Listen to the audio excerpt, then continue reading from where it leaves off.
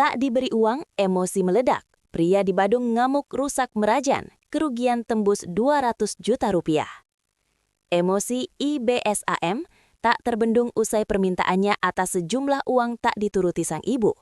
Pria itu mengamuk dan merusak tempat persembahyangan di Banjar Sengguan, Desa Buduk, Mengwi, Badung pada Rabu 7 Januari. Alhasil, pria itu diringkus oleh aparat Polsek Mengwi.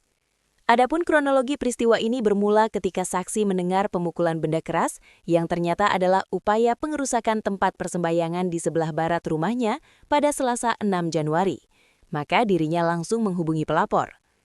Ternyata sebelum kejadian, Ida Bagusuka sempat meminta uang sebesar 3 juta rupiah kepada ibu kandungnya.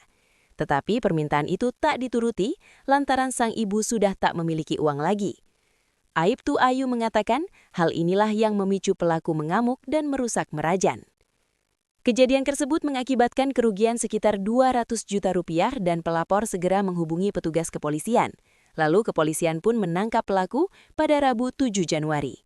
Saat diinterogasi, Ida Bagusuka mengaku motifnya mengamuk dan merusak karena merasa dikucilkan dan merasa tidak pernah diurus oleh keluarganya. Pelaku mengaku jarang diberi makan oleh ibu kandungnya sendiri.